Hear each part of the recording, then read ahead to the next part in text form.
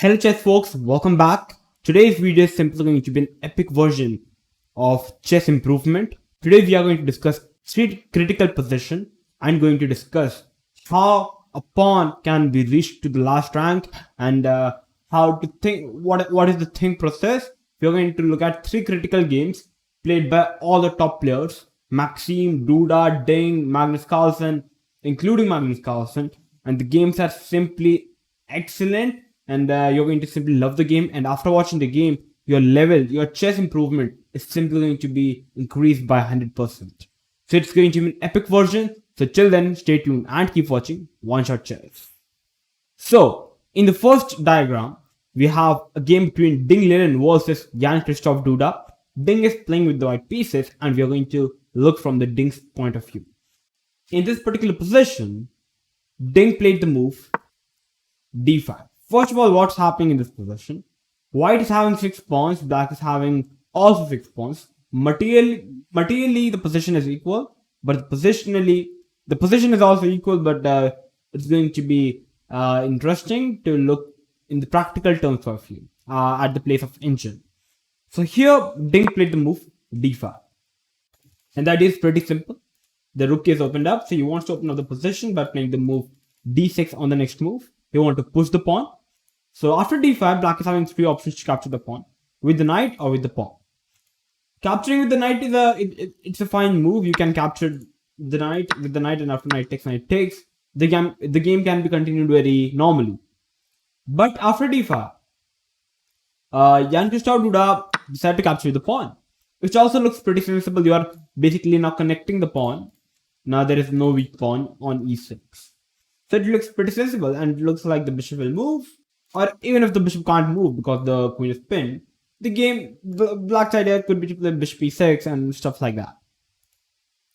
After into d5, you are in the Ding's shoes, and you can pause the video and try to find the best plan, or you can find the best move in this position for white.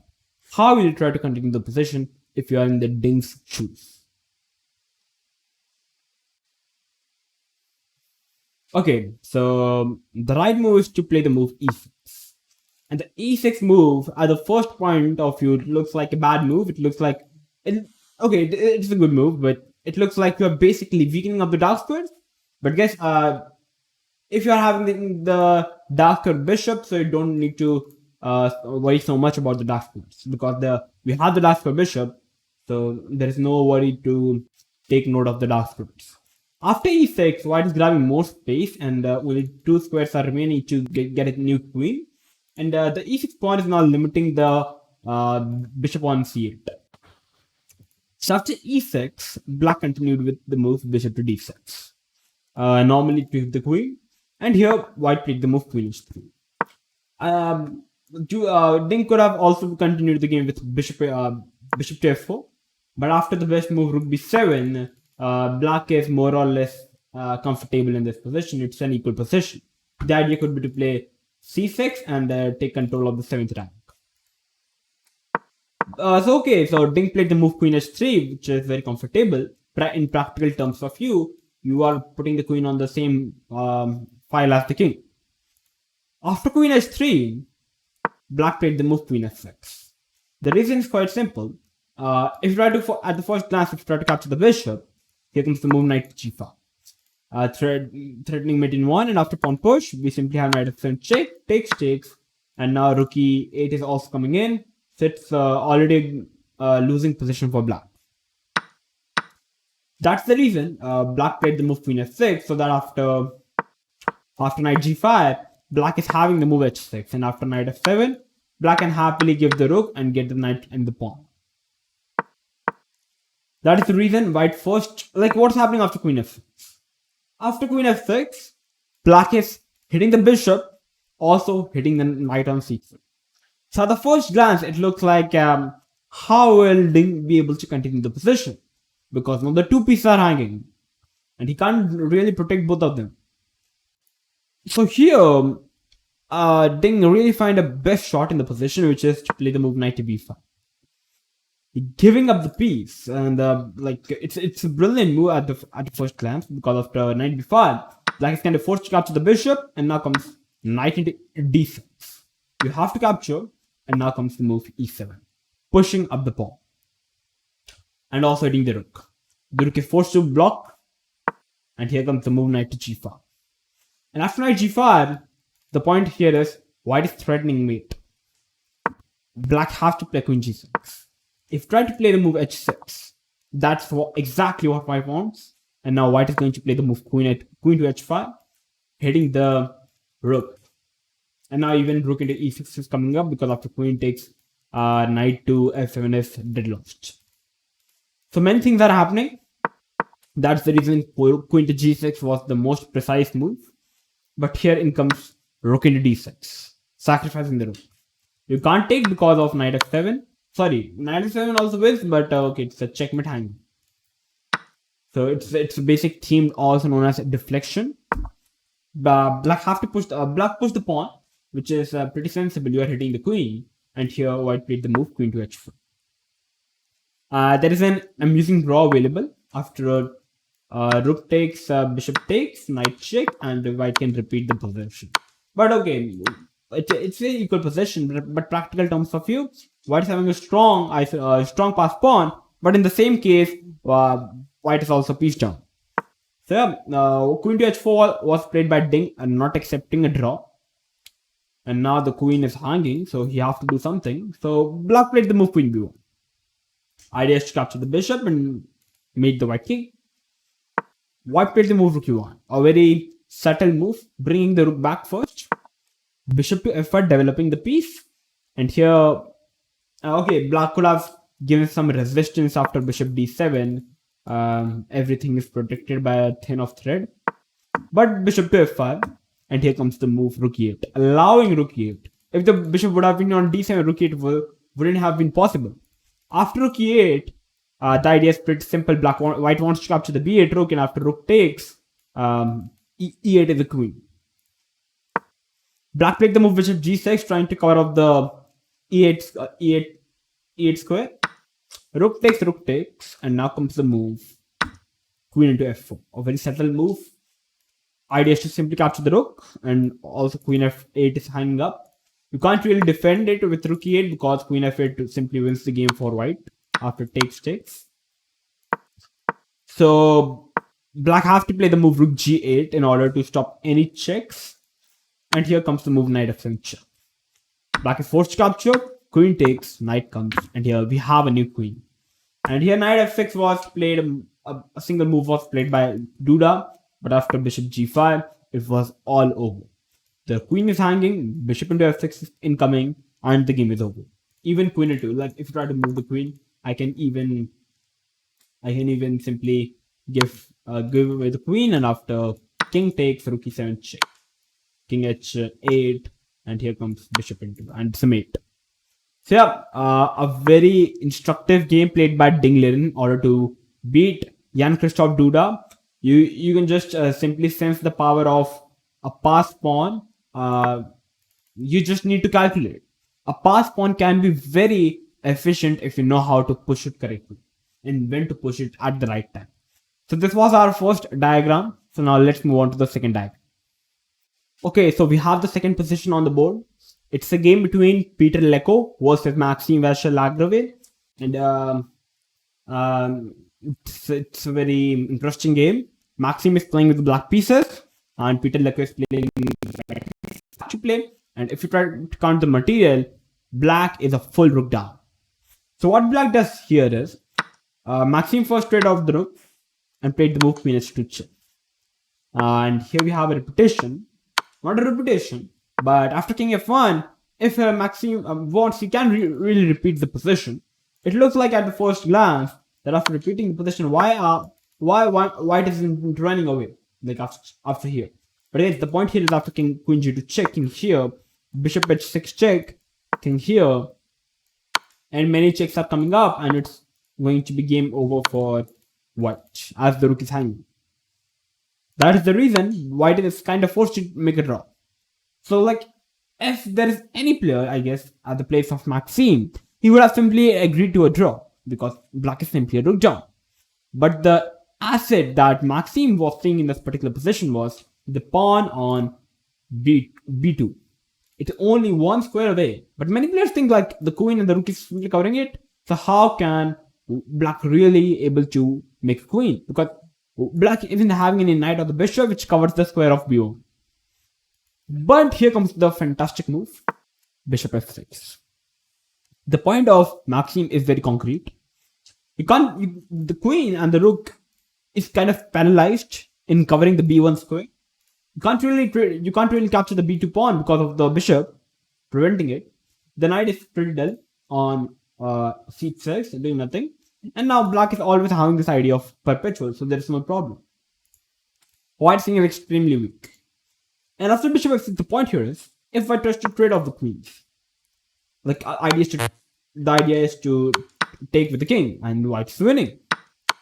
But the point here is very concrete. Queen h1 is check is coming, king f2, and now bishop h4 check. And now suddenly, black is winning the game. That is the reason, after bishop f6, white played the move rook to d1. Removing the rook from this pin. Black still played the move bishop h4, threatening mate in 1 now. White prevented it by playing the move queen to d4. Very concrete. You can't play this move because queen h1 is hanging. You can't play another move like queen c2 because, queen to d2 because of simply queen d2 and the new queen is being made up.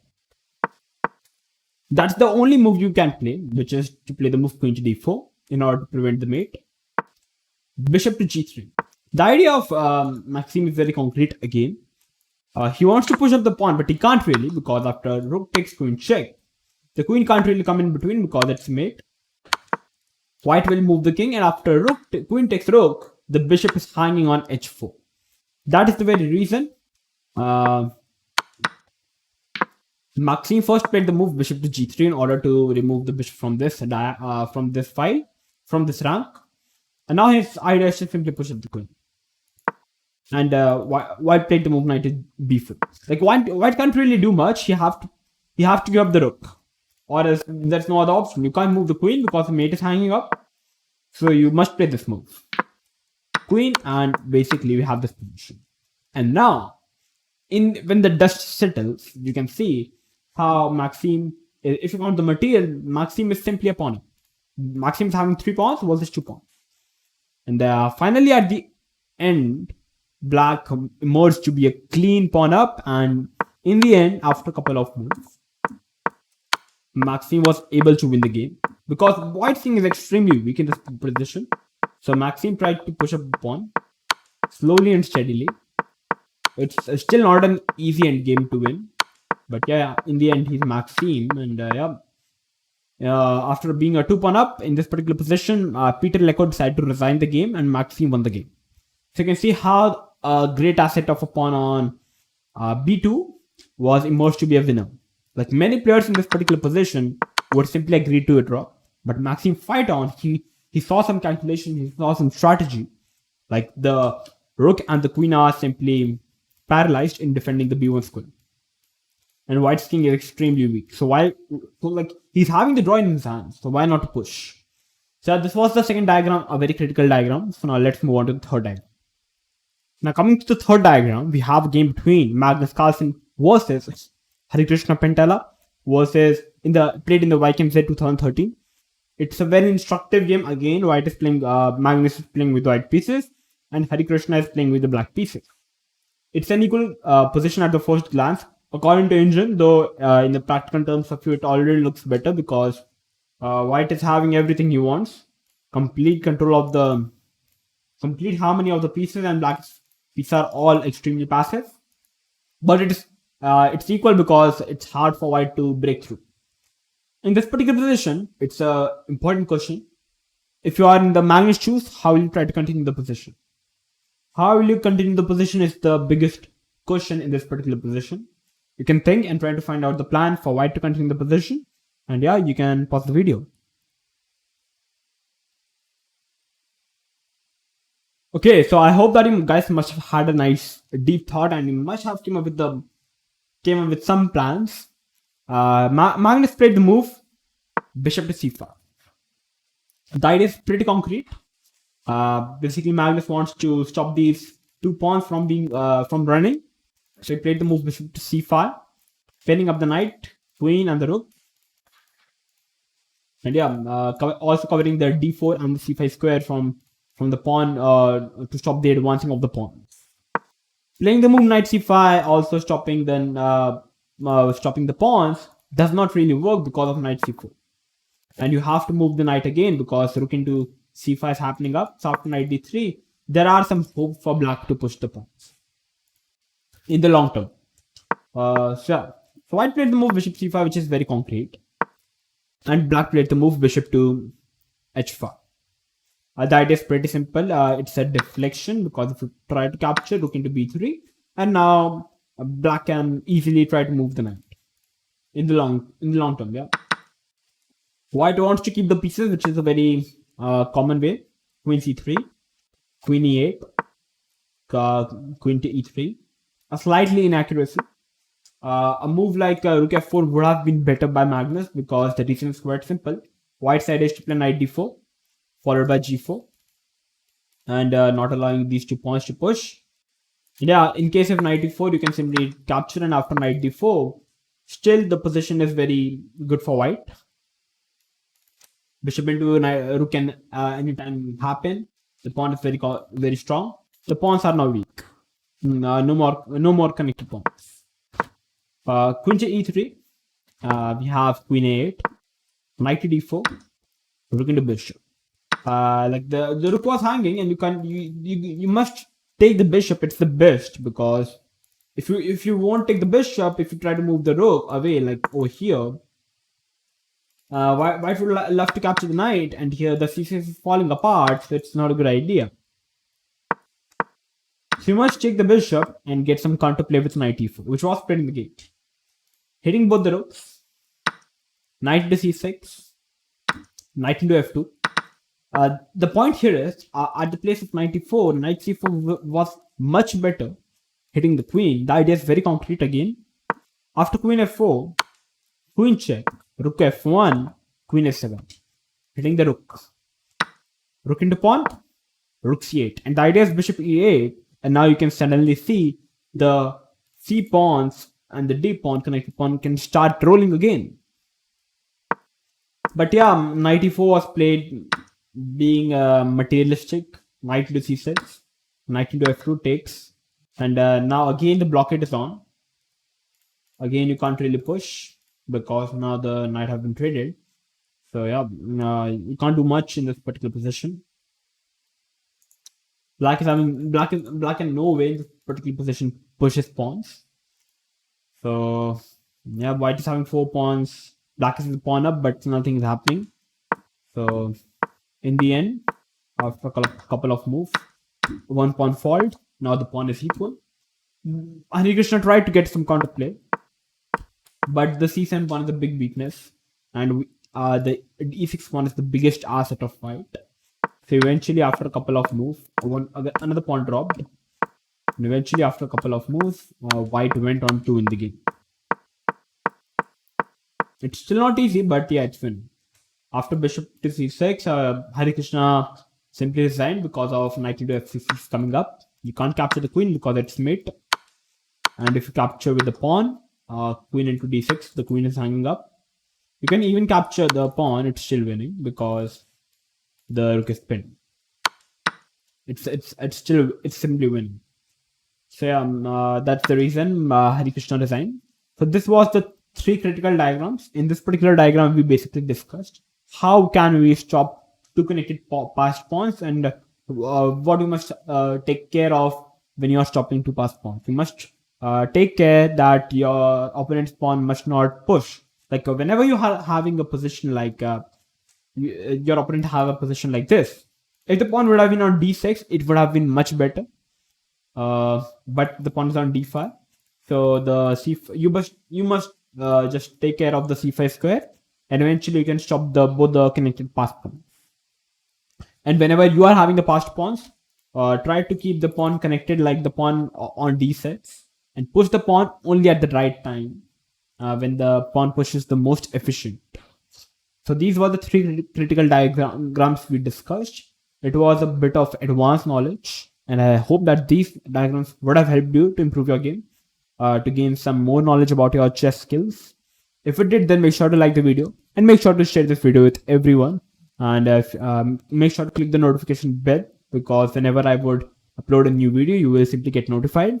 So till then, stay tuned and keep watching One Shot Chess.